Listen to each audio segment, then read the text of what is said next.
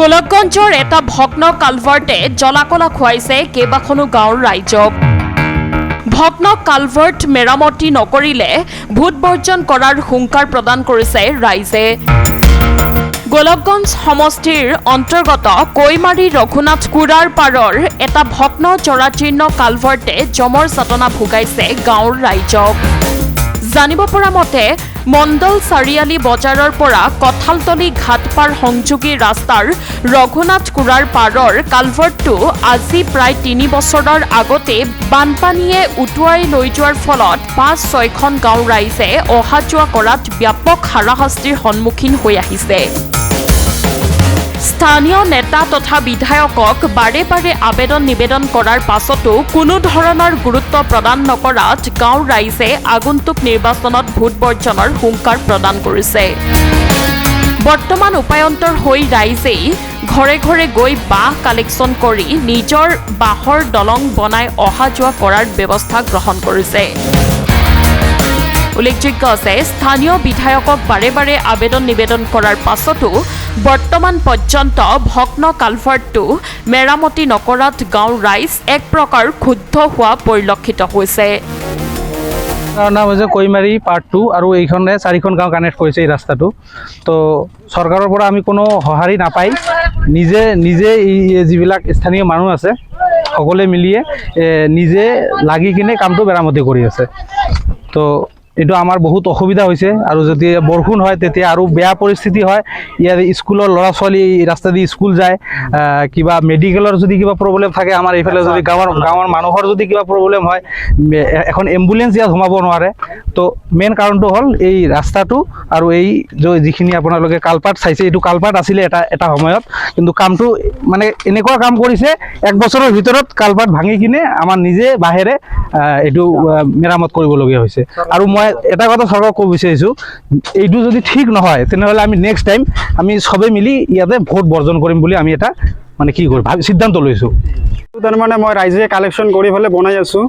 এইটো এটা এম্বুলেঞ্চ সোমাব নোৱাৰে, এটা টোটো গাড়ী ই ৰিক্সা সোমাব নোৱাৰে। এইটো মই হিমন্ত বিশ্ব শৰ্মা CM ছাৰক মই অনুৰোধ জনা হ'ল, এইটো সোনকালে যদি না ঠিক কৰে তেতিয়াহ'লে মই গোটাই ৰাইজ মিলি পেলাই ভোট নিদিম। আৰু এতিয়া কিমানখন গাঁও আছে? ইয়াতে আছে 7-8খন গাঁও আছে।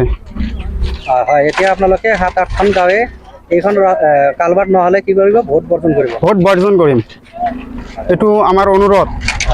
আসাম চৰকাৰ হিমন্ত CM ছাৰক জনা হ'ল, এইটো আমাৰ সোনকালে ব্ৰিজ বনাব লাগে। জানালো হয়, এটি সভান তো আমাৰ এমএলএ ৰানিং সভান চলি আছে। সভানে মই ইয়াতে দেখাই পোৱা নাই। ইয়াতে পাব্লিকে কোনো মই গৈছোঁ, সভান কৈছে মই যাম বুলি কৈছোঁ, সভান আহে নাই ইয়াত। তা যাই হোক, মই কৈ আছোঁ, অনুৰোধ জনাইছোঁ এই কামটো অনুৰোধ জনালোঁ তাড়াতাড়ি কৰিব লাগে। হয়, দেখা গৈছে যে আপোনালোকে আজি জাখলা দি আছো, বাঁশডালো মই খুজি আছো বা কিনি আছো। এই কাৰণত মানুহখিনি আমাৰ যাতায়াত কৰিব লাগে।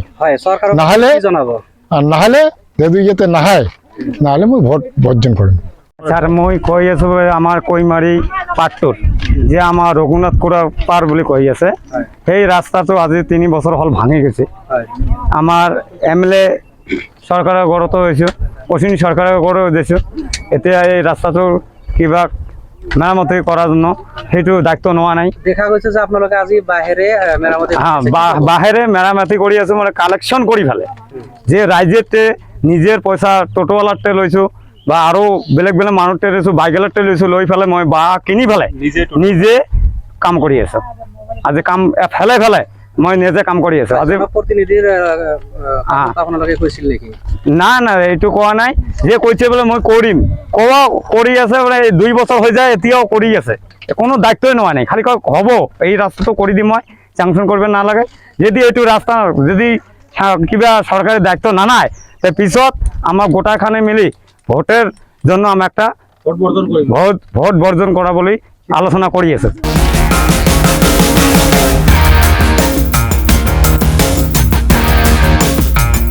আগমনিৰ পৰা বিজু ৰয়ৰ ৰিপৰ্ট, সংবাদ লহৰ।